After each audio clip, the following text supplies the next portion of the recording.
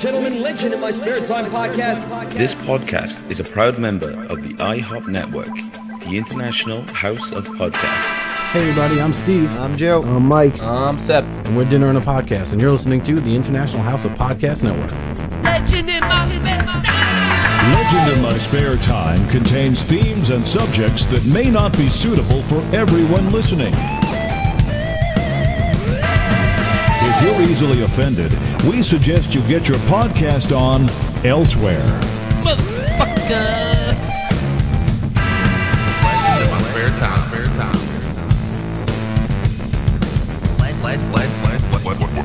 Legend in My Spare Time. Hi, this is Carl Weathers, and you're listening to Legend in My Spare Time podcast. Hey, it's Conrad Thompson from Something to Wrestle With. Bruce Pritchard, and you're listening to Legend in My Spare Time. Legend in My Spare Time. Welcome, ladies and gentlemen, boys and girls, listeners all around the world, to a brand new edition of your favorite podcaster's favorite podcast. That's right, Legend in My Spare Time is back, baby. It's the one and only Matt motherfucking Lees. Glad to be with you as always. Make sure you follow us at Legend Podcast on Twitter and use the hashtag LIMST. But before we go too far, I gotta double check. I'm gonna do it like Ozzy and the Palm do it. Do I have a beautiful young Welshman on the line?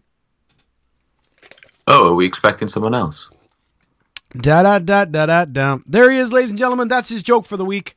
Thanks for listening. Bye-bye. Just kidding. Nice to have you back, Just Johnny. Welcome to the podcast. How are you, sir? I'm really good, thank you. How are you? Fucking wonderful. It's been at least 3 hours since I saw you, so we needed that little update. You know what I mean? At least 3 hours. Hey, look, folks, we're glad to be back, and we're also glad to be part of the IHOP Network. That's with all our buddies over there, all those other podcasts, including the aforementioned Ozzy and the Palm Show, Dinner and a Podcast, and I even heard that Not Another Nerdy Podcast are recording a new episode. You hear silence on the other end because Just Johnny just fell down out of shock. Flabbergasted. Is the word. Nice word. Flabbergasted. Word of the day, toilet paper. Is it? Flabbergasted in toilet paper? Is there a joke there I'm missing? It's the Friends quote now when Joey starts using big words and everyone looks at him strange and he's like, Chandler got word of the day, toilet paper. So yeah. It's like, use this word today, and then you read it and then you wipe your ass. Yes, I remember. Kind of ruined the joke now if I have to explain it. Yeah, well, hey, at least we're consistent. You know what I'm saying? So please check out our friends at the IHOP Network. And here we are once again, and I'm sure it's been a week or 2 weeks of pure excitement on your side, at least. Is that right, Johnny? Yeah. Yeah. I couldn't even think of something funny, witty, or anything to say other than that. Yeah, well, I mean, he is, ladies and gentlemen, the most exciting man in podcasting. So you just never know what he's been up to or where he's been. And when I say if you never know where he's been, that's a different thing. You know what I mean? There's a couple of levels when you say that about Just Johnny. I thought we were never, ever going to, address that. I thought that was just going to be brushed over. Listen, man, I like breaking promises. I like breaking hearts. You know what I'm saying? You break the hearts, I'll break the promises, and we're a fantastic team, you know? No, I feel hurt now. Oh, listen, your feelings are always a little bit hurt, aren't they? At least a little bit. A little bit. Now, folks, last time we had an episode, we told you that we were going to sit through and watch the Michael Jackson documentary, Finding Neverland. Leaving Neverland? Finding Neverland? One of them's a Johnny Depp movie, and one of them's the one about Michael Jackson. So either way, as you can probably tell by the fact that I don't know the title, I didn't get through it all, and I'm going to go out on a whim here and say that Just Johnny also didn't watch it. My response is, fuck! Yes. I knew there's something I was meant to do. That's okay. Listen, folks, we love keeping promises, so we like breaking hearts. We like breaking promises, so fuck it. But I have a reason behind it, man. I started to watch the Michael Jackson documentary, and I immediately became very uncomfortable, and I turned it off. So there we have it. So, I've heard a few lines from maybe 10, 15 minutes in, and do you remember, like, someone already says, like, how was the film? And you're like, yeah. And then they say it was good. you're like, oh, but you went there. Yeah. Yeah. That's the thing, and it's, and obviously, if anyone that's seen this can corroborate whether it's true or not, but apparently the line in question was, and then he used to get me to bend over in front of him and spread my bum cheeks, and he would masturbate. So it's kind of it's one of those things where I'm like, either way, this is not going to be a nice situation. It's going to be either a good or a bad thing. Like, it's either they're lying. It's never a good thing. I'm just saying either they're lying or they're not. But either way, this is probably going to be one of those uncomfortable situations. Yeah. And as we discussed in our most recent episode, my opinions have not changed. Maybe dude was a monster, but he's not around to defend himself. They randomly put up this documentary, and now I'm not allowed to listen to Billie Jean anymore. Pardon me. I'm not allowed to listen to Billie Jean anymore. You know what I'm saying? In public. Well, yeah. So I don't know. Again, folks, if he did it, he's a monster. But it's easy for them to accuse him of something when he's not here anymore. You know what I mean? And I gotta say again, this went to court, right? It did, and allegedly innocent by a jury of his peers, I believe is the. Fuck, I don't know, man. Listen, folks, there's lots of podcasts out there that have gone super in depth on this topic. It makes me incredibly uncomfortable. That's about the I like that. Well done, you dirty fucker. But so yeah, look, we didn't get through that documentary, but we have done stuff, and we've even done stuff together. So we do have a couple of things we can talk about this week. You stop that. Not least mentioning the fact that we went to see Captain Marvel. We did. I forgot about that. So, we can talk about that. We're going to tell a little story because I can't remember if we told it about the time that Tony Dad Jokes tried to kill my wife. I don't know if we've told that story yet, so we're going to tell it. I feel like we must have, but let's, it can be repeated. It bears repeating. Yeah. But just before we move on. Okay. Someone, you see all these tweets and posts about what's in the news, and just after the documentary came out, Leaving Neverland, someone posted a picture, I don't know if you've seen this, with Elvis Presley on there. Mm-hmm. Basically saying that he moved, okay, for some reason I want to say Priscilla, like his wife, he was 20, I can't remember whether he was 25 or 29, she was 14 at the time, moved in with him, and then they got married when she hit legal age. And it's kind of like, someone says that isn't dodgy as fuck, and you can't say that he wasn't trying at least to, fool around with it. And then I saw recently someone's kind of questioning Drake, because didn't he do that with his last girlfriend? And hasn't he been very chummy with 11 from Stranger Things? There's some fucking, it's weird, man. It's weird stuff, And it's kind of like, why bring up old dirt? Shouldn't it be a case of like, if this is true, shouldn't it all be, why televise this if he's dead? Why not just try and sort it out? Yeah, because look. If he's guilty, it went to court. He quote unquote got away with it, aka probably paid these motherfuckers a lot of money, right? So, and again, I am not defending Michael Jackson if he turns out to be a pedo or a rapist, okay? But hear me out here. Hear me out. If let's say I do something terrible to you, Just Johnny, all right?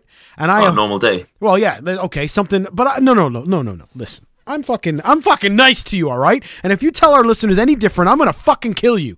Sorry. I'm gonna bring out the fucking beaten chain again. That's right. Don't make me get the chain, Just Johnny. Turn up your mic, sit in your chair, and co-host this podcast, and don't make me hurt you. Here's my thing, okay? And again, folks, ladies and gentlemen, I am not defending this man, Michael Jackson, if he is indeed guilty, but we don't know that he is. Anyway. Let's say I run over Just Johnny's foot in my car. Okay, I'm downgrading the amounts, or I'm downgrading the level of horrendousness. Okay. I've run over your foot with my car, and I've broken your foot, and you've gone, "What the fuck, man?" And we've talked it out, and you've said, "Look, buy me the complete collection of Game of Thrones whiskey, and we'll call it even." Okay. I'm not comparing run over your foot in a car with rape. All right. I know I keep trying to defend this. I'm just trying to make a point. So, we agree, I buy you the whiskey, everything's gone. Then all of a sudden, 5 years later, a lawyer calls me and says that you're suing me for driving over your foot 5 years ago. That does seem a bit of a bitch move. Right? If you took a payout, then it's over, right? And again, fuck it. I'm not going to defend it anymore. People know where I'm coming from here. I'm just saying. Like, it's over.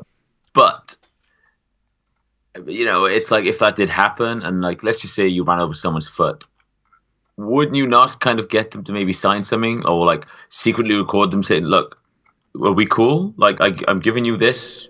Yeah. You understand that this was an accident is my way of trying to say sorry. We cool? Like, you would think. You're not going to turncoat on me in like 10 years? And they'd be like, nah, we're cool. Yeah. And I mean... But again... What? Go ahead, please. I was just going to say, again, why is no one looking at people who are alive today? That's right. Like, you hear so much shit about, again, maybe Drake, maybe Elvis, Why just focus on this one dude?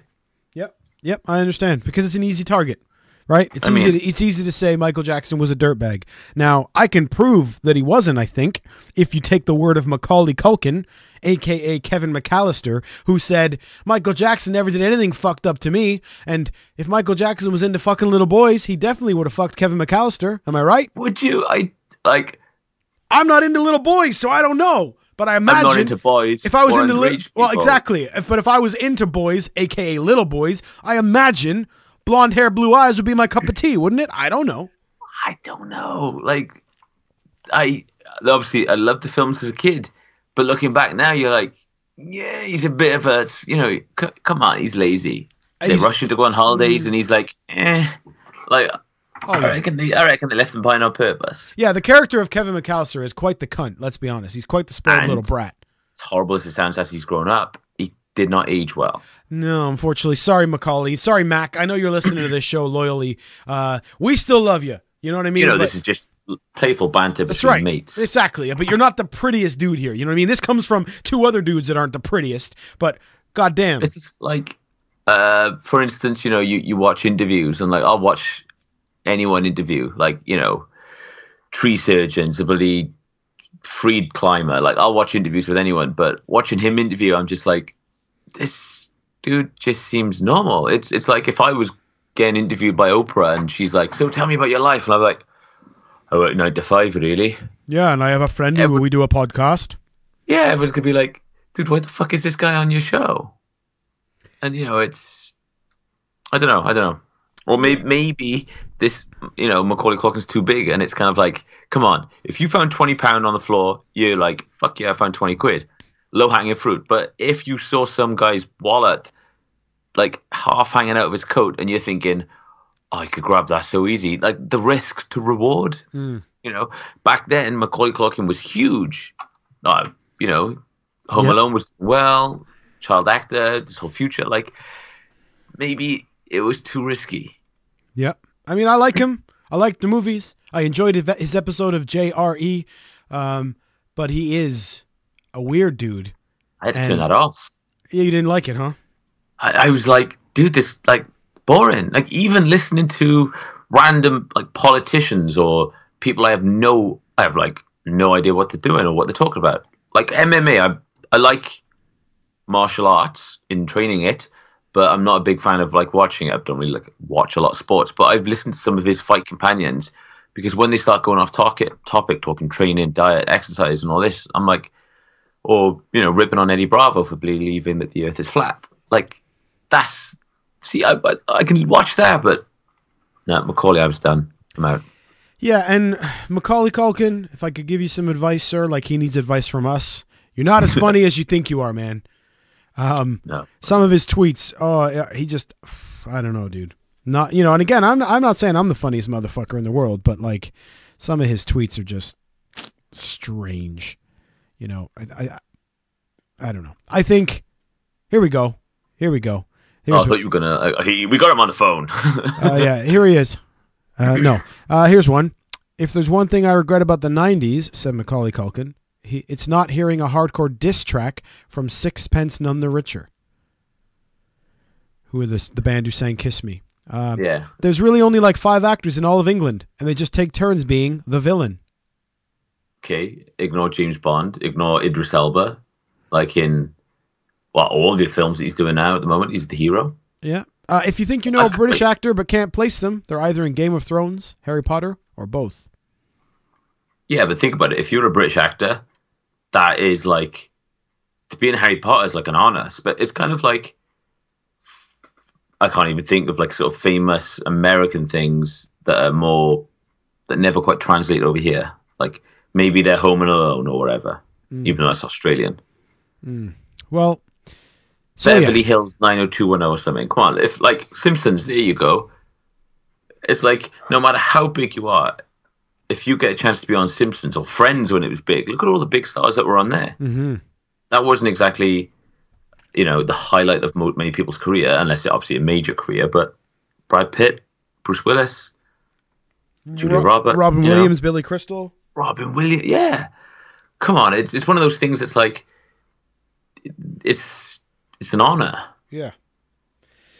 Look, I think he's just pissed that he wasn't on there. Yeah, it could be. Look, we'll stop bashing Macaulay Culkin now because you know how much I hate having Twitter beefs with celebrities. # fuck you, Corey Feldman. So there you have it, folks. We're just randomly bashing folks on Twitter now because that's what we do. I don't want to get you worked up or anything. No. But has there been any further development in the Corey Feldman case? Like, have they ponied up the money for him or no? I honestly, he's blocked me on everything, so I have no idea. I can't read his tweets. I can't see his profile. So, I mean, I know I could just log out and blah, blah, blah, but I'm not going to work that hard at it. I haven't heard anyway that someone's tried to kill him, and I haven't heard that people have given him millions of dollars to protect himself. So who the fuck knows? Corey Feldman. I invited him, ladies and gentlemen, on this very podcast to discuss our beef and have it out, and he blocked me. Motherfucker doesn't want any part of it. So there you go. # fuck you, Corey Feldman. Now, I reckon that should be added on our, podcast victories. It should be on our beef victories. Yeah. We've beaten Corey Feldman too. You know what I mean? Oh, not like that. No, not like a Michael Jackson way. No, wait, we're not going back to that. We don't know what Michael did. God damn it! Now, I got one thing I want to talk about, but I also have to. A listener has picked a beef with you, Just Johnny, based on our last episode. Do you want me to give you that now, or should we save that for the ending, the build-up? I mean, we can go for it now because there's a good chance that we'll digress and. Okay. Well, as our good friend JJ from Mars Needs Podcast says, embrace the tangent. That's what he told me. Embrace the tangent. As a math nerd, that speaks volumes to me. Well, I mean, the problem is, I'm a radio broadcaster originally, not a podcaster. You know this, Just Johnny, but maybe the listeners don't. I mean, if you've been listening to this show for 10 years now and you didn't know I was a broadcaster, you're probably not listening properly. But anyway, so in my world, I try to keep things on topic. I don't like dead air and things like that. So JJ explained it's not radio, it's podcasting. It's supposed to be natural. Just fucking relax. It's basically what he said to me. So that's what I'm doing. Now, last week, John, that's right. I only one-named you now. That means you're in trouble. Ooh. Last week, you made some outlandish statements. Now, I'm sure it's very hard for you to narrow those down because you make so many. Yeah, you make a lot of outlandish statements, but you don't make a lot of statements that cause a listener to send in a fucking sound clip / video, dude. So let's find it. Now, I'm going to play it so that you can hear it, okay? And then for folks at home, I'll actually edit in the proper quality because... you could have just said, no, okay, I'm going to play it. And you could have just not mentioned it and then no one would have ever known. I know, but when I try to do clever things like that, you call me on it and show me up. So I had to be honest. How would I have known? Well, I figured you would assume. You're going to be like, oh, is that the part where you're going to edit it in as if it did? I would just thought they would have heard this. Anyway. They'll hear it anyways. Now listen, folks, here we are from one of our loyal listeners and friends. Here's what this person had to say to my co-host, Just Johnny. Wait, I think I know what it's about. Do you want me to play it now? Ready? Oh, fine. Okay. Fine. Right, fine. All right, Matt Lease. I just want you to know I immediately started listening to the new episode of Legend in my spare time. I stopped it at 2707 because I was so ashamed that Johnny has not seen the Blues Brothers that I stopped listening to the podcast. He needs to remedy this. I mean, seriously, he needs to remedy this. I stopped the fucking podcast because I was so disappointed. And just because you can't see it at home, folks, at the end of that video, Uncle Joey stared right down the pipe, right down the camera, and gave you that look. I'm not angry. I'm just disappointed. Dude. I think you might want to go back and double check, but I think you might have said JJ sent this in, not Joe. Oh, well, it was Uncle Joey, ladies and gentlemen. If I mixed it up, it was Uncle Joey. I mean, I'm sure JJ is just as ashamed of you, maybe for a different reason. But that's right, folks. Last week, my co-host, my best buddy, the best man at my fucking wedding, had the gall, the downright ego to admit to me that he has never seen the Blues Brothers movie. Now, he gives me some bullshit excuse like, oh, I grew up in Wales, I did. It didn't fucking transition over here. I know loads of motherfuckers here that have seen the Blues Brothers. So. Okay, yeah, okay. Wait, on that topic. Okay. You say you know a load of people who've seen the Blues Brothers. Uh-huh. How many of those people are either A, a lot older than us, more a lot older than me, or B, not really into their music? Well, first off, I'm not that much older than you. Second off, don't ask me for details when I'm trying to just say that you're wrong and you're incorrect and you've been terrible and you're a horrendous human being. Don't come at me with facts to try to beat that. But again, like you said, you literally said on this show, on this episode, that you got into radio broadcasting, which means that you might either have some kind of interest in how sound and all that works, and you might also be interested in music itself. Who, me? Why would I be interested in music? Exactly, right? It's not like you've ever been in a band or have any songs out there. It's not like you are legit into music. No, it's not like I'm a legit musician or anything who used to play in a fucking rock and roll blues band. Yeah! So, come on, it's kind of like this would have spoke volumes to you. The only musical I think I've seen is because I was kind of made to see it when I was younger was Grease. Okay, but... You know, and it's like, it's a musical about the blues that came out in the 80s. As someone that's tone deaf, and I couldn't even tell the difference between the blues and the pinks, again, because I'm colorblind. Oh, hey, that's a good one. For a minute, I was like, blues and pinks, what the fuck is he talking about? Really well done, I like that one. But it's like, as someone who's not musically inclined, and it kind of came out before my time. So, you know, when I was young, I was watching cartoons, and as I got older, you kind of like, oh, it's an old film. Yeah, but I don't know, man. You just said some magic words, though. 80s, perfect. Musical comedy, perfect. It has Dan Aykroyd and John Belushi and Princess Leia and John Candy. What more do you want? Huh? I've seen Stripes. Okay, that's fine. I'm just saying, it's got all them. It's got a little bit of singing, a little bit of dancing. It's not the Blues Brothers, though, man. I'm telling you, I think you'd like the movie, man. But it's not me you need to worry about.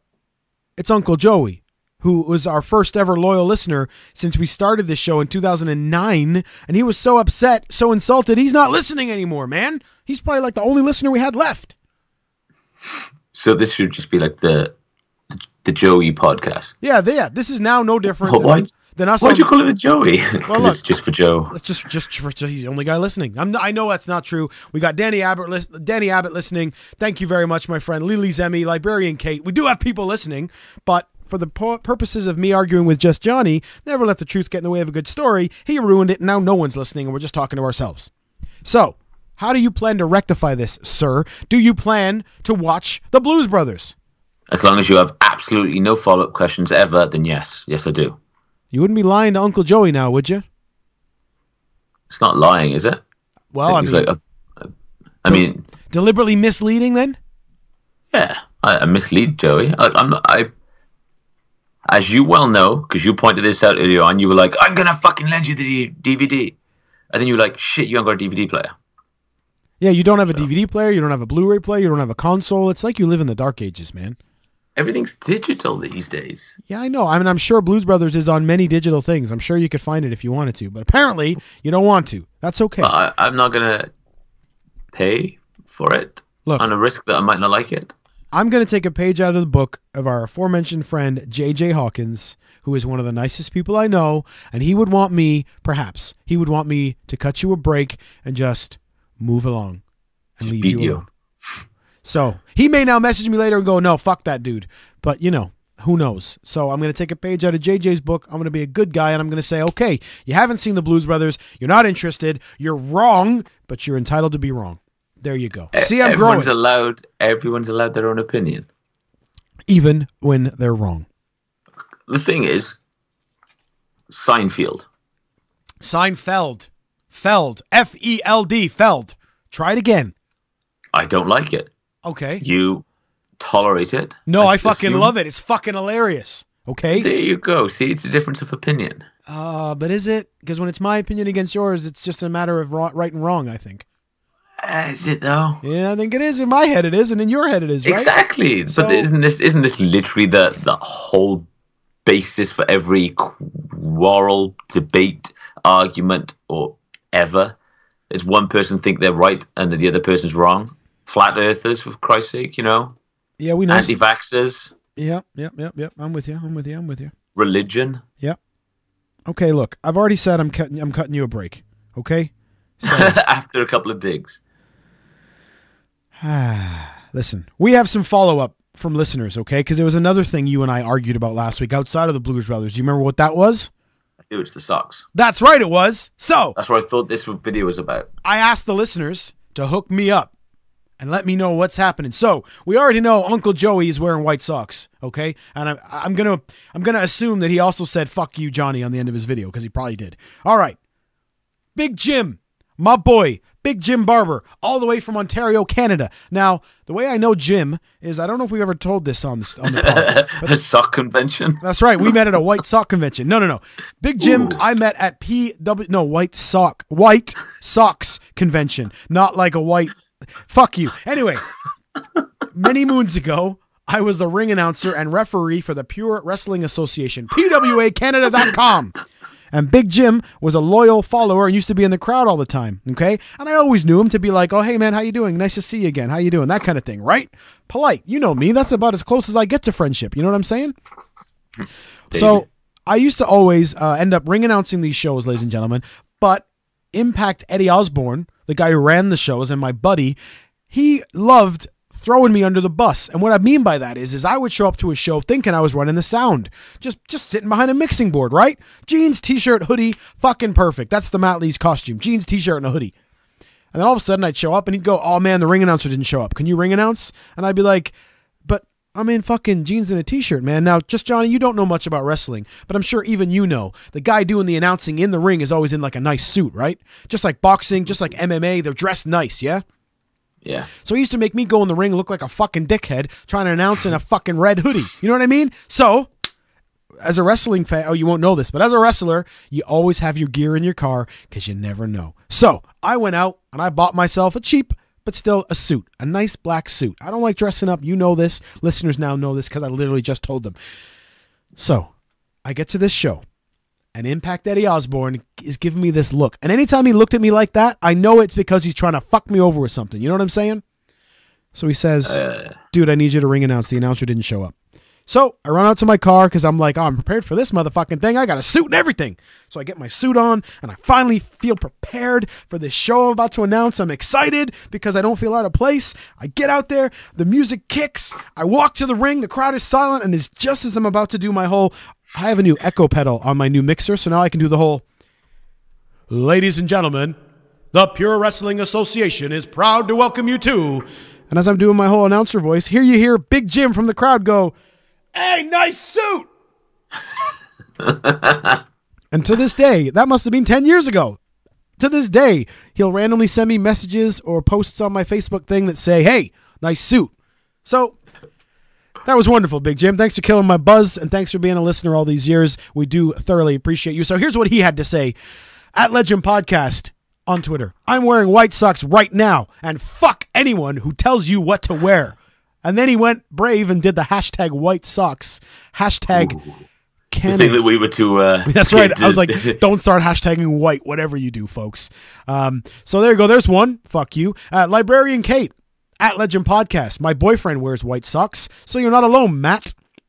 Also, I'm wearing socks with the middle finger on them. Best socks ever. I agree, Librarian Kate, and thank you. She also said that based on our last episode, hey, Legend Podcast, you're sounding a little bit Brooklyn Italian on this episode for some reason. Or I'm just hanging around my friend Pete too much. You know, if somebody says I'm sounding Brooklyn Italian, that's always a compliment. Hey, over here, right? Well, no, you can dig your own grave on that one. Well, I mean, hey, listen, if you hear the accents they pull on our friend's show, Dinner and a Podcast, I don't know what the fuck they're up to, but boys, not Australian, not English, none of those accents are accurate. So, but I'm sure they'll say that or was when the they point. try and talk soccer and Arsenal. Yeah, Arsenal. Arsenal. Like, what's going on? Folks, Just Johnny is not a football fan, and even he knows that Arsenal suck dick. So what does that tell you? You know what I mean? I mean, we have our friends, the Gooners in the USA. They are on the IHOP network. They host a show about Arsenal Football Club. Now, I wish them all the best, right? Because they're our IHOP network brothers. You know what I mean? I hope they get millions of listens. I hope they're the biggest football podcast in the world. But me personally, I would rather shit in my own hands and clap than feature on an Arsenal podcast. There, I said it. I'd be saving that joke up for ages. In work, you write it down. Oh my God, this is going to be genius. I know. I've been waiting for that time. So there we have it, folks. So White Sox are in. Just Johnny needs to watch the Blues Brothers. There we go. We're all caught up from last week. I want to thank folks for writing in. Wasn't there one thing that I added about this whole White Sox thing? I'm pretty sure it went something along the lines of... It's similar to your defense of the Blues Brothers things. Oh, it just didn't translate over here. So what you're now going to say to me is, yeah, but that's your American friends. I did. I said, I guarantee that it might be a White Sox thing, and even you brought this up in work, that back on the American continent, Canada, America, that White Sox is kind of a commonplace thing. Yeah. But over here, it didn't translate. Well, folks... And... Yeah. You also agreed that when wearing smart clothes, that you never wear White Sox. Yeah, but I do. Yeah, but I'm always like in a pair of shoes or trousers. That's true. I've only seen you in running shoes like once. Yeah, I think that's like when you literally saw me going to the gym or coming out of the gym. Yeah. Yeah. Folks, I don't know how... Even then, it's black socks. Yeah. Well, what I was going to say was, folks, I don't know how hard it is... Sorry, I don't know how to explain how hard it is to be the only weird one. When if I was over there with all of yous listening to this right now, he'd be the weird one. Just John, not me. I'm not the weird one, but it's because I grew up somewhere different. I came here with all these fucked up ideas and ideals, and now these fucking Welshies make fun of me all the time. And it makes me sad. Bullying, just because I wear white. I don't like where that's going. Ooh, yeah. Anyway. White Sox for life. Segue. White Sox for life, ladies and gentlemen. Okay. Now, there we have it. So, do we tell the little story about our former guest on this show, Tony Dad Joke, trying to kill my wife? I think we should. I feel like we've told it, but it would have been like a year ago, so maybe we didn't. So, my wife's birthday is in July. Now, that's important for a part of the story that I'll now tell you, because this story starts in January. Many months before my wife's birthday. Now, Mr. Dad Joke, or Granddad Joke, as we now call him, whose belly's getting a bit big. Tone, maybe a couple less Skittles, mate. You know what I'm saying? Anyway, now let's play. Let's see who's listening. It's definitely not him. So I went to him in January because himself and his daughter make birthday cakes. And, they're quite good, aren't they, Just Johnny?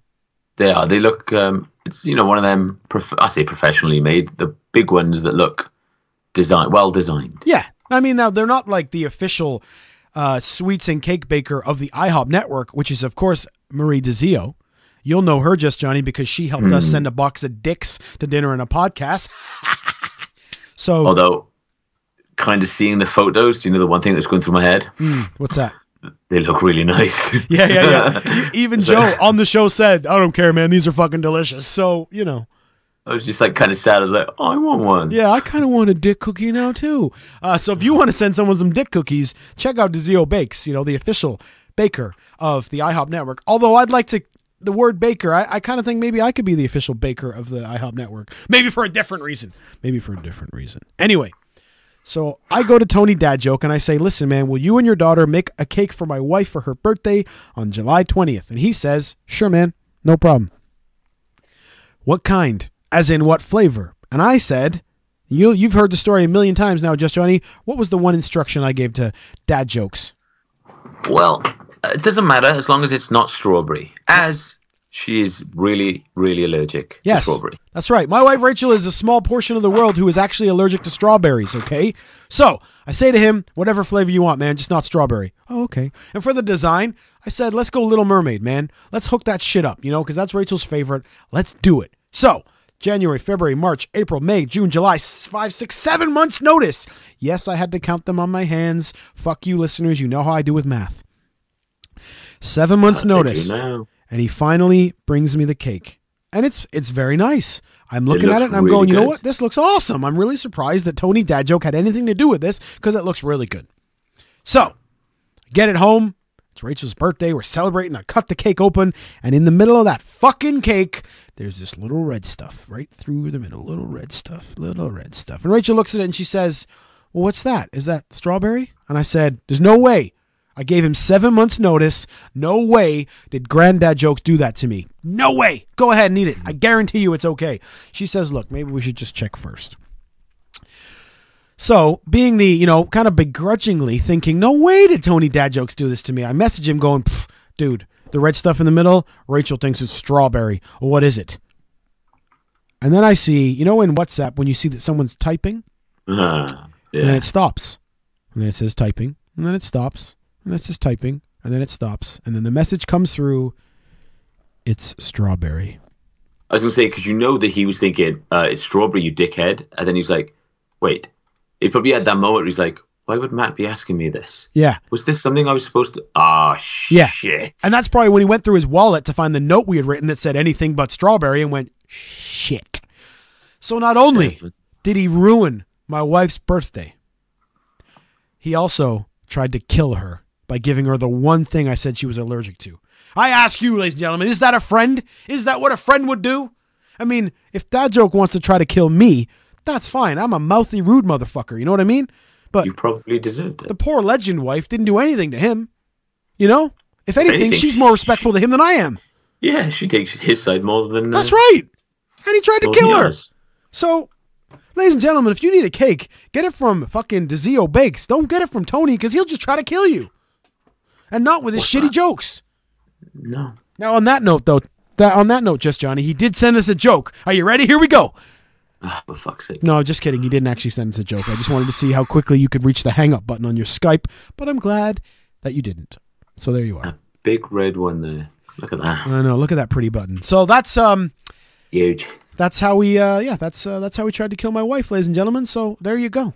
I hope you're all happy with that story, and I hope he's very proud of himself listening to this up in heaven because we killed him off. Nathan. Yeah, young boy Nathan killed him. So there we are, ladies and gentlemen. You have to dig back in the archives if you want to know what the fuck we're talking about, or maybe you don't really care that much and you're going to move on with your life. And you know what? That's fine too. That's fine too. Now, I wanted to finish off on one final kind of thought thing that I've been watching. One final thought thing that I've been thinking. That's right. One final thought thing I've been thinking. And there is a documentary that I watched that I would love to discuss with you. I'm not sure if you've seen it. Maybe you have. The Disappearance of Madeleine McCann. No, it's on my to-watch list. Is it? Right. So it's 8 episodes, okay? All you folks I'm sure folks know the story. Family takes Wait. Just before you mention this, let's do a poll. Right, obviously, before anyone of the listeners listen, send us a message. Do you know this case?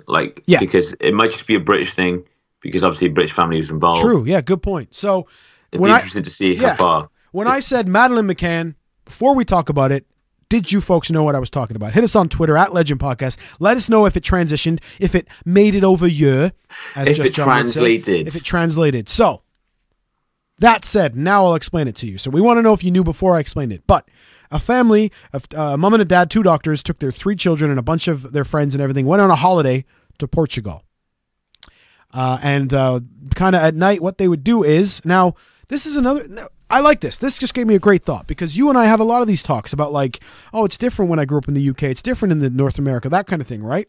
And this one's perfect because here's what would happen, folks. They take their kids on a vacation. They put their kids to bed, and then all the parents would then go to the bar in the hotel or downstairs from the hotel, leaving their kids unattended in the bedroom. Okay? The twins were very young, right? Like her twin brother and sister were very, very young. And yeah, Madeleine, I think it was like sort of still in cots. Yeah. And Madeleine McCann was like 3 or 2. Anyway, something like that. Very young. Okay. So in this documentary, they continue to make the point, or the ones defending the story do anyway. They continue to make the point of, oh, it's a very British thing to just leave your kids in the hotel room while you go for drinks. It's a very British thing to put them to bed and go out for the evening. I beg to fucking differ myself. Okay. So I also want to know from you listeners, is that fucking normal? You take your kids on holiday, leave them in the hotel room and go for drinks in the bar? I vote no. What about you, Just Johnny? Yeah, that's not a thing over here. I can't even remember like when I was left alone, but It was definitely not. It was maybe sort of 14-ish, 13, 14. Exactly. So that's only for a few hours when it's like, and it's, if it's an emergency, go next door. Yeah. Like, just don't burn the house down, for fuck's sake. Yeah. Yeah, exactly. So when they kept saying in the doc, oh, it's a very British thing, I was like, it fucking isn't, man. It's a weird thing. So they leave the kid unattended. The kids. This group of parents, allegedly, every 20 minutes went back to the hotel room to check on the kids and then went back to dinner. Okay? With me so far? Nice and simple. Allegedly. Now it's Mum's turn. What was her name? Jerry McCann? Jenny? Whatever. Mrs. McCann.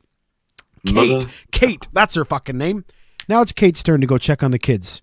She goes back to the room. Remember now, it's only been 20 minutes since the last guy checked, allegedly, right? Goes back into the room. Madeleine McCann is gone. No trace. Gone. The two baby twins are still asleep in their cot, in their, whatever you guys call it in America, in their bed. Okay? So then, that's the beginning of this story. And then you have an 8-hour documentary about all the fucked up shit that went on with these parents. Kind of like all the evidence looking into it, isn't there? That's right. Yeah. Oh, we have an eyewitness that said they saw this. And then all of a sudden, 2 weeks later, they were like, oh, no, I didn't see that. And you're like, yeah, you did. Yeah, it's a very strange case because the stories keep changing. And it's one of those interesting stories where the longer it goes on, the more your opinion changes, right? So like 8 episodes, I'm sure at one point, here's my thought process. Oh, the parents did it. Oh, no. I bet you it was some local pedo. Oh, I bet you this happened. And it changes. You change your mind so many times as you watch through this documentary. Now, knowing what you know about the story, what do you think happened? See, I would probably put money on the fact that the parents had some hand in this because allegedly, our favorite word, there was blood found, sniffer dogs found blood in the boot of their rental car. Allegedly. Allegedly. And they were both doctors, and apparently the twins. Now, keep in mind, these were like weeks. No, not weeks. Probably like no older than 2 or 3. Like definitely not, because Madeleine was only like 3, and they were younger than her. So we're talking younger than 3. Apparently, these young twins were asleep while upwards of 30, 40 people were in and out of the room. That's right. Obviously, police, investigators, everyone, like, what's going on? And it's very suspicious. Yeah. So the allegation from that is that these folks, being doctors, like you mentioned, would drug these kids to put them to sleep and then go out and party. Yes. So one of the angles I think maybe they gave her too much. That's right. Yeah. That's one of the angles. They kind of put it in the trunk, maybe a little bit of blood sort of seeped out of her mouth. I don't know where, but yeah, they basically drugged her, gave her too much, and she died. That's my opinion. That's your opinion. Okay, now again, at one point during these documentaries, that was my opinion too, man. Totally. Okay? But a lot of other shit goes down. Now, I don't know how deep you want me to go into it, as in like spoiler alert stuff. Oh, no, go for it. All right, so ladies and gentlemen, if you're going to watch all of this, I mean, it's a research documentary, so it's not really a spoiler, because spoiler alert, we don't know where she is or what happened to her, okay? So everything is conjecture. Everything is just people's ideas, people's opinions, okay? But in this doc, they then start to break down all the funky shit going on in this in this Portuguese town, okay? All the weirdos that live in that area, and the fact that there were stories of like people selling children, okay? Selling their kids off to other people for whatever nefarious reasons. Kids being sold into sex trades and things like that, okay? But the one that really got me was there's a couple different things. Now, you mentioned it. You mentioned the blood in the trunk, right? You said they found blood in the trunk because that's what the cops said. Wow, allegedly. So let me give you a little bit more story behind this. So you know the car they found the blood in the trunk? Yeah. The McCanns, Mummy and Daddy, did not rent that car until Madeleine had been missing for 25 days. What? That's correct, motherfucker. They don't tell you that shit, right? So, she's been gone 25 days. They rent a brand new car. And then when they do a test on that trunk, they allegedly find blood. Madeleine's blood. Well, 25 days later. So means where the fuck was she for 25 days? So the police come out in their theory and they say, look, they killed her. They kept her in a fucking fridge or a freezer. And then 25 days later, they dumped the body. Here's what's wrong. Here's what's wrong with that theory. Because, again, I don't claim to be an expert. I can only go on what the documentary told me. It could be full of shit, okay? I'm just going to go on what it tells you in the documentary. Do you want me to tell you what was in the trunk? What was actually in that trunk? Yeah. It was hair and different pieces of DNA, okay? Now, every family member would share, I believe the number they used was 50% DNA, okay? Meaning that because the two McCann parents and the two twins were in that car, the DNA found in the back, there is no way to prove which one of the McCanns that was because it's partial DNA, which would match all of them. But shouldn't it be a case of, partial DNA, but if it's a hair strand or if it's a bit of blood, can't they take samples and 100% it? Or is it that's a case the thing. of... There was no blood. It was more hair samples and they had a word, but like dead skin and stuff like that. Oh, there was no blood. Earlier in this, there was no blood. I'm telling you, they go back and do the research. No blood found. I suppose then it could have just been, losing the hair, putting bags in and out. Maybe one of the kids jumped in the back. Exactly. Because if they do a DNA test on your car, they're gonna find my DNA in your car. You know what I'm saying? Because yeah, they are. You dirty fucker. So. That's another one of the things where you're like, well, that's what I heard. Yeah, but that's not what they actually said. Because they also talked about the fact that there was blood found. Madeleine's blood was found in the apartment, in the rental apartment. No, it was not. They also talked about how they found needles and syringes in the apartment. No, they didn't. So when you say they talk about, they mention this in the documentary and then they address... Yeah. Actually, that's not true. Yeah, because what they kind of do is a timeline thing. So they're showing you the cop who ran the case back then, and he's saying, oh, we found blood in the blah, blah, blah, and this happened. Blah, blah, blah. And then later on because the McCanns, this is the other reason I'm not sure the McCanns did it, because they went to a lot of trouble to hire a lot of really smart people to try to find their little girl and find out what's going on. I don't think, unless you're a fucking sociopath, you go to that much trouble when you know you did it. Maybe one person, but not a couple, and definitely not like 7 people. Somebody would have talked by now. That's my opinion. Think about it, though. What's the best way to sort of disprove or to prove your innocence? Oh, yeah, no, I'm with you. But that would be like you help the stupid Portuguese cops try to chase it up. You wouldn't come home and hire the fucking British equivalent of the FBI to look for her. You know what I mean? Maybe but let's just say I lost my phone. Or I got drunk and I sold my phone. And then I said to you, I'll be like, someone stole my phone. I don't know where it is. Well, Yeah, how hard would you keep making me look for it, man? Yeah, but think about it, right? It's either one of those things like, let's just say I took your phone or whatever it is and I sold it. I basically did something illegal. So if you find out that I actually had something to do with it, I'm going to be in trouble. But if I've already sold this phone, if I know for a fact that there's absolutely no way that you will find it, like I sold it to some, I don't know, Japanese fella that's going back home. He's gone out of the country. There's no way that you're going to find it. And the best way to make you think, JP's a good guy, he fucking forked out money to help me find this phone. Yeah. It's like I fork out money or go to prison. But if I know for a fact that you're not going to find it. I know, it's intriguing what you're saying, but then if that's the case, where did they put her to know well enough that no one's ever going to find this kid? You know what I mean? There's a lot of shit going on. Best place to put her, though, is to get rid of her before they even... is to even get rid of her or pay someone, like you said, if there was like, buying and selling their children, to sell the child and say, look, if you take this child, you have to leave right now. Yeah. Because we are going to go to the police. Yeah. And we're going to do the whole rigmarole because otherwise there's no way. Because people are going to recognize. Yeah. Well, and people spend a lot of time accusing the mother, saying that she was heartless, she showed no emotion. For me, that's a hard one because over the last couple of years, as you know, I've been through some shit and I've seen some shit, and you don't always show trauma on your face. You know what I mean? So I know people say, how could you be so stone-faced if your daughter is missing? But you can't judge a book by its cover. And honestly, as I say, man, I've seen some trauma the last couple of years. You do not wear it on your face all the time. You know what I mean? So we only ever saw her for a couple of minutes in front of the camera. So we all know how easy it is to fake it for a couple of minutes. You know what I mean? But anyway, it gets deeper. There was a couple that swore they saw Jerry McCann carrying a little girl in PJs on the night she disappeared up the road. Okay? Swore blind. And then years later, in an interview with the exact same witness, he said, oh, but then I got a good look at him and realized it wasn't him at all. Now, years later, though? Yeah, I know. And then here's another one. One of the other parents, not the McCanns, but one of the group of parents they were on holiday with, didn't tell the story at the time, but then a little while later said, oh, during one of my checks, I did see a guy carrying a little girl in pink PJs walking away from the hotel. Well, where was that story at the beginning? You know what I mean?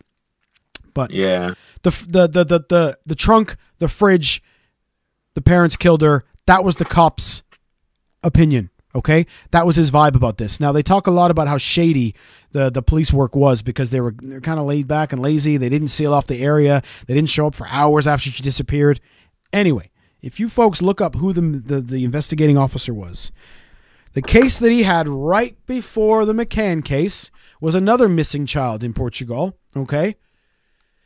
At one point in that investigation, he accused the parents of killing the kid, stick her in a fridge, and then later transporting her in their trunk.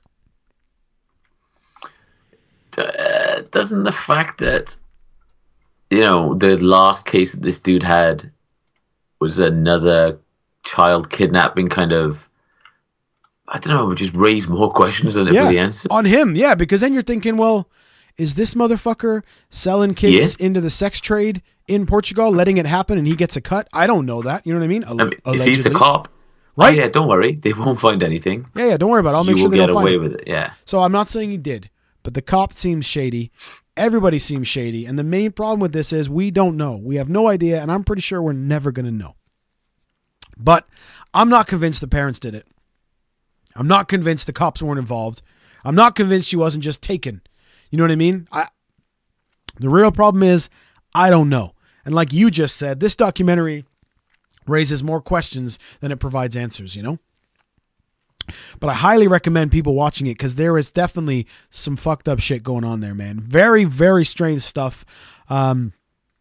She'd be like 13 now, I think.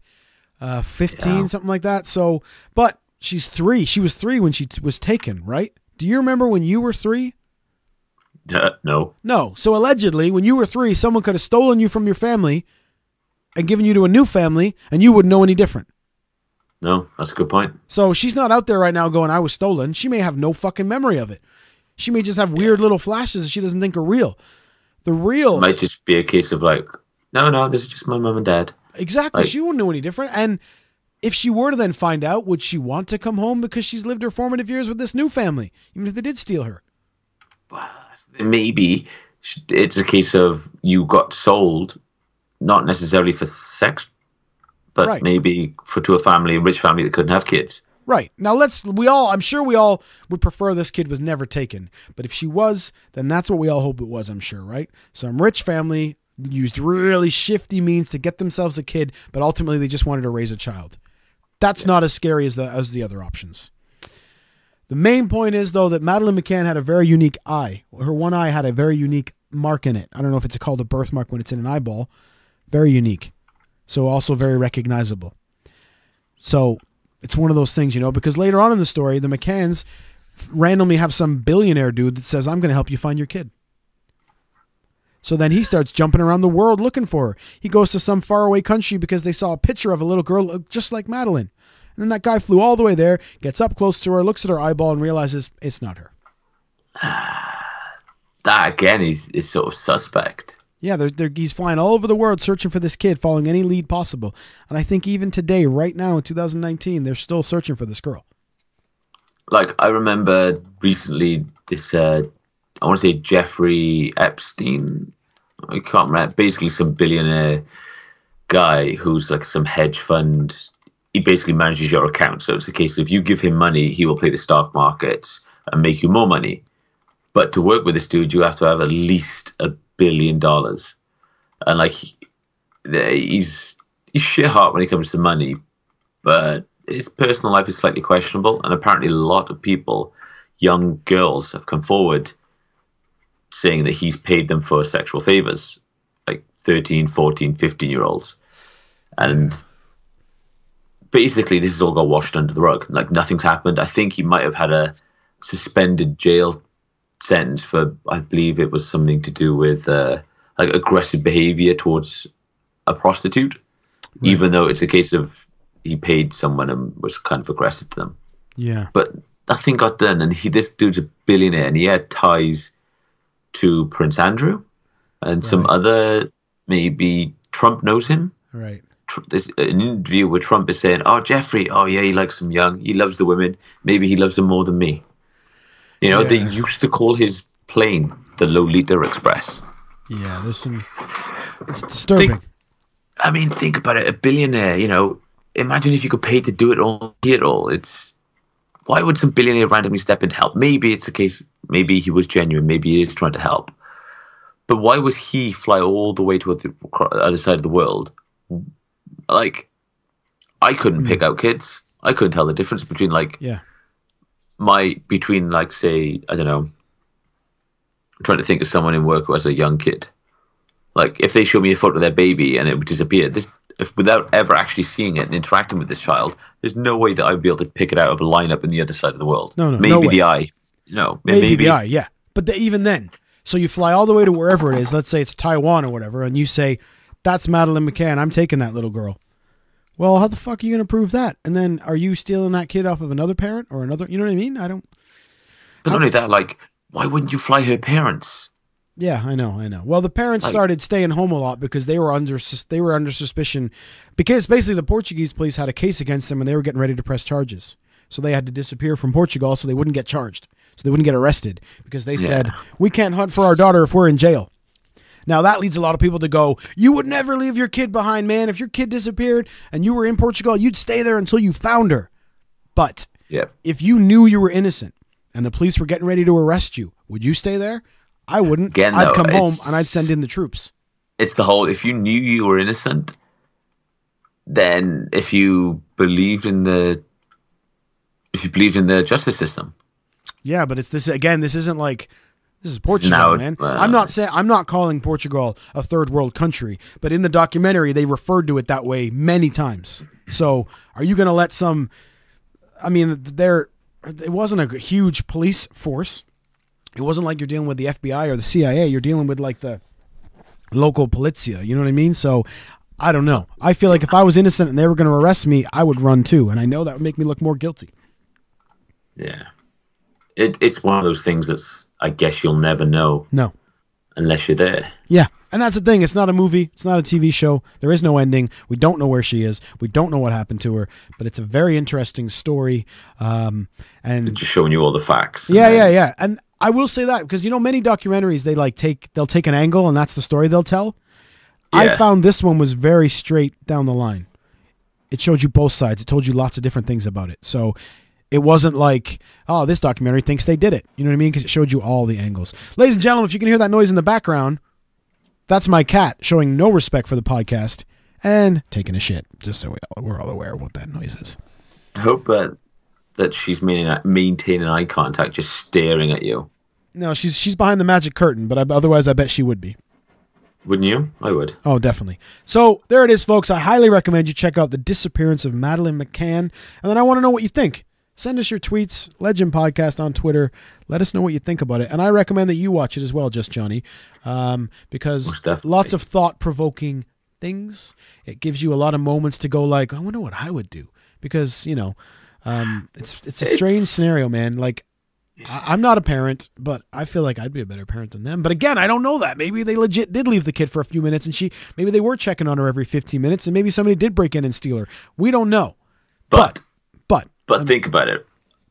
Like, 15 minutes is all you would need. If they were drugged, or even if they were drugged, if they were asleep, like in the morning, when my mum used to wake me up for school when I was young, going, so as soon as she put her hand on that door to sort of come in, I'd kind of wake up in the morning. However, I think my entire family were at one point in my bedroom looking out my window during a thunderstorm, and I was gone.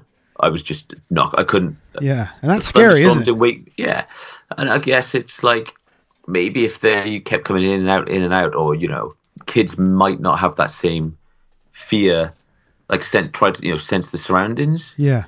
And 15 minutes, like think about it. What could you do left in a bank, left in a store, left in someone else's house for 15 minutes? Yeah, I know.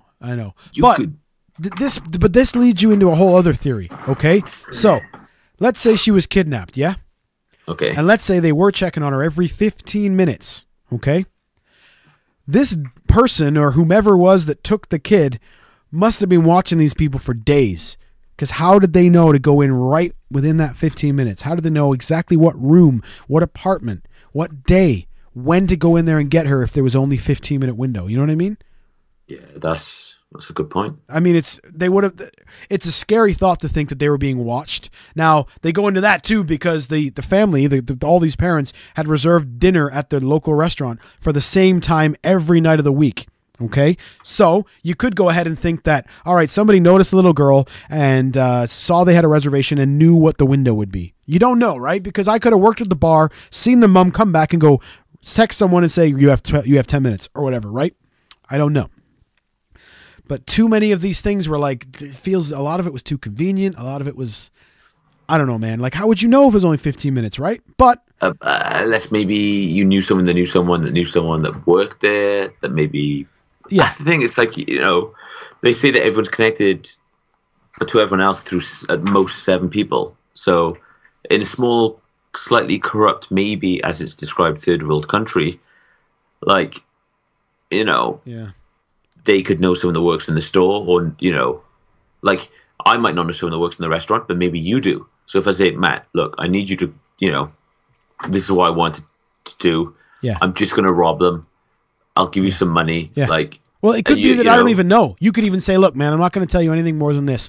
But when that lady gets back to her table, text me and I'll give you $100.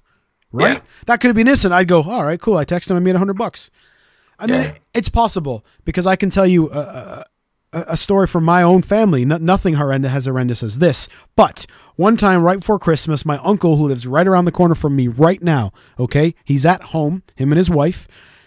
They get in their car to drive to the school to pick up their daughter and drive back home. Round trip of 20 minutes tops, okay? They leave the house. By the time they got home, their house had been ransacked and they'd been robbed. Jeez. Within 20 minutes. So, again, that's scary to think, well, somebody was obviously watching them, right? But there's too many inside things, just like the McCann case, man. Too many inside things. Like my aunt had jewelry stolen that was in a drawer upstairs inside of a fucking case. There was cash that was in another drawer taken. So it almost felt like people knew what they were looking for, right? But if you want your brain to go that way, then your brain will go that way. But you also got to keep in mind, do you have anything that's like hidden under your socks in your sock drawer? Like, no. Do you know how? Obviously, it'd probably be stupid to say this, but you know where you would hide stuff. I guess you're right. Yeah. So you would assume like, sock drawer, underwear drawer, cabinet. Yeah. Of course I'm going to check the drawers. Like that's where I would keep it, or Yeah. I mean, I guess the point I'm trying to make there is that you can do a lot in 15, 20 minutes. Like if these people were able to ransack my uncle's house, steal their jewelry, cash, and Christmas presents, all within that window, how long would it take you to walk in and pick up a sleeping kid and take her? You know what I mean? It's scary to think.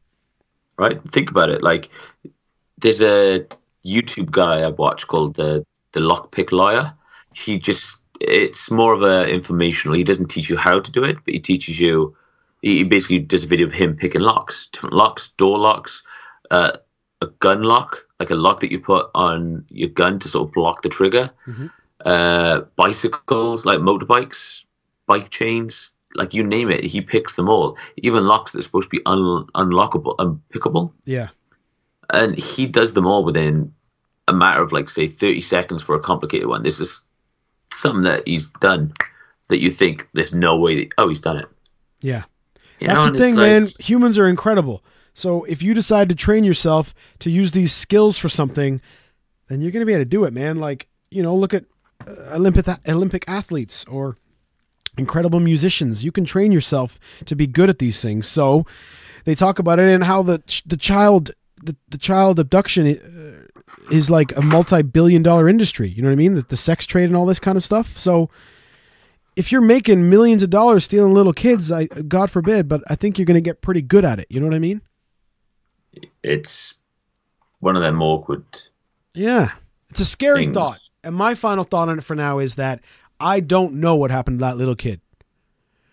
I hope there are a couple of things here, and I'm going to be if she was taken for horrendous, disgusting purposes, I know this is going to sound terrible, then I hope that she's no longer with us. Okay? Because I don't want to think that she's being tortured or she's being harmed or anything like that. Right? So if that was the case, then we got to hope, don't we, that she's passed away. We got to hope that, right? Because otherwise we have to think that she's living this horrible, horrible life. If she was actually kidnapped, then I hope it was by a person like you mentioned, a rich family that just wanted a kid. Doesn't make it okay to steal little kids. Rich people can't just do whatever the fuck they want. But that's how the world works. So, you know what I mean? I mean, I don't want to get into it this week because we'll go too deep, but the whole college scandal thing, Yep. I have a totally different opinion on that, I think, than most other people, and we can do that next week. But it's that thing of like, look, it doesn't make it okay, it doesn't make it fair, but that's what rich people do, and that's how the world works. You know what I mean?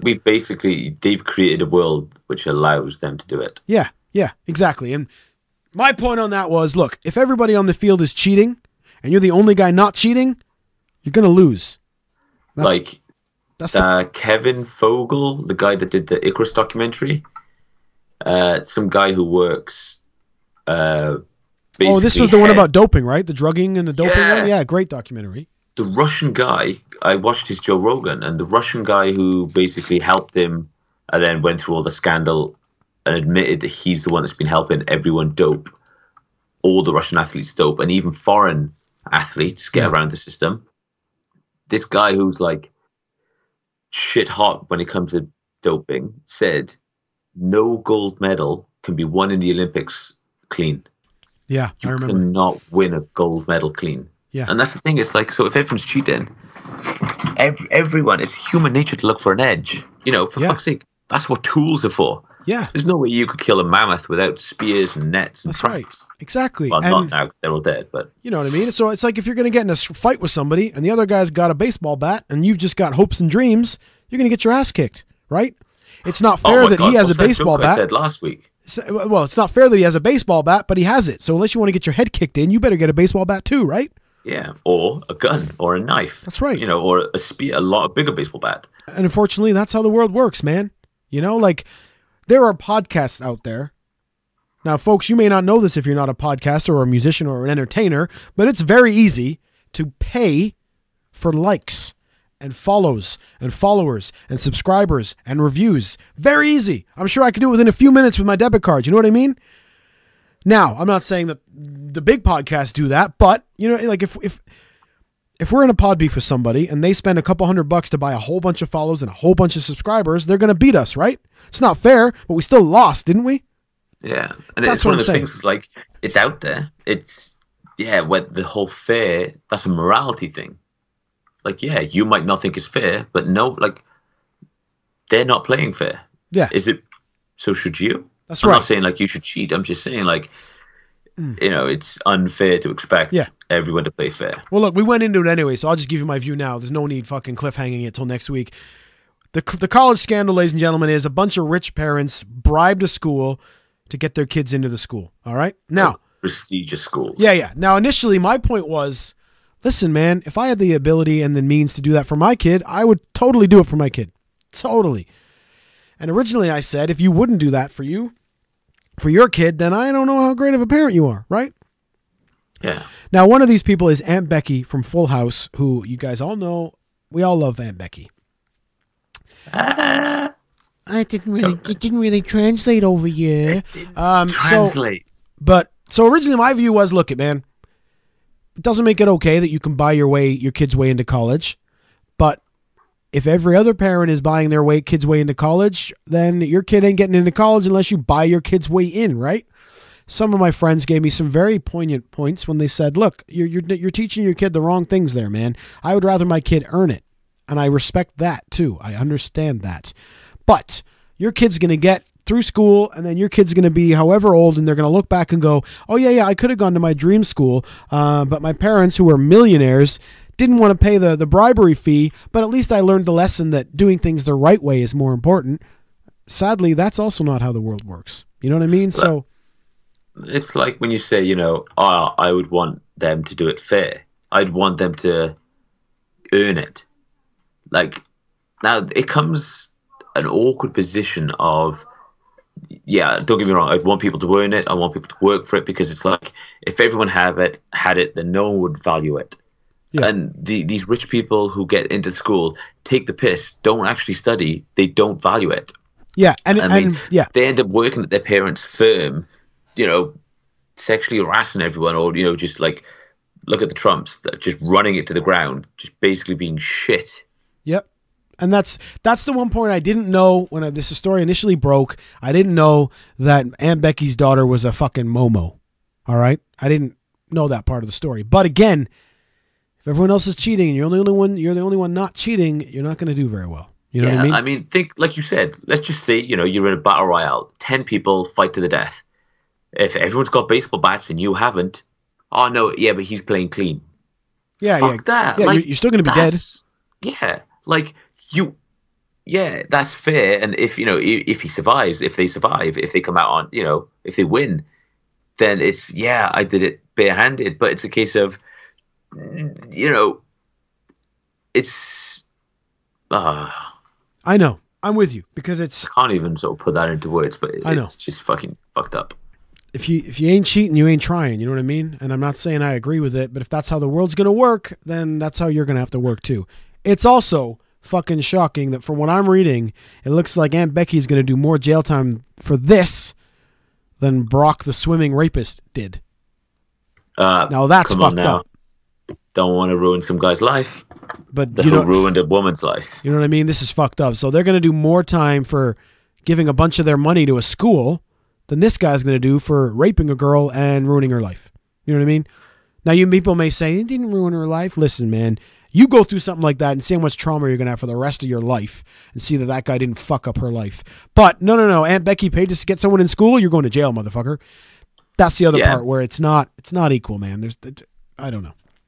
Absolutely not. And I mean, the more you look into it, the more, like, the higher up it goes. Like, if they're, if it was a politician, then nothing will get done. Because, again, to come back to the Trumps, the amount of help that he has given his wife is just ridiculous. And she keeps fucking up. She can't do anything. Like, she run a company and it just, like, went tits up. And it's, apparently there's no collusion between Russia, but yet they were going to open up a Trump hotel in Russia, and she was going to run the spa. You're like, and then he's, oh no, she didn't get any help. She did it all herself. Yeah, did she though? Well, no. But that's the whole thing. It's like, if you're powerful, or if you have like over an X amount of money, nothing's going to get done about it. No. Like, think about it. Like, this actress, wasn't it? Whoever it was, she's not that big. She doesn't have that much influence. They have to make it seem like to the public they're making an example. Yeah. But you won't tolerate this. Yeah.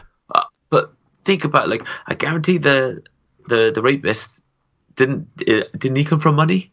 He must have. That's why he fucking got away with it, right? Right.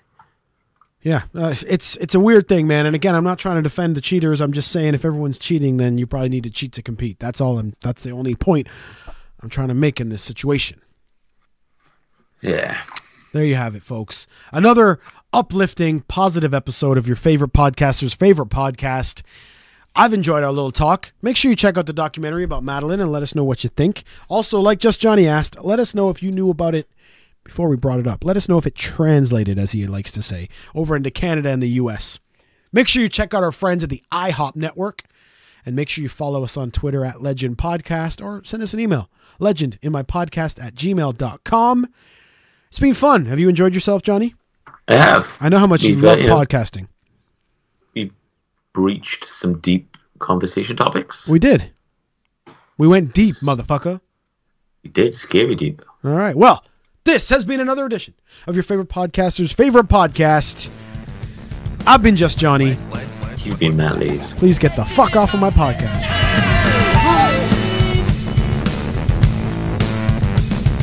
Legend in my spare time. Spare time. Legend in my spare time.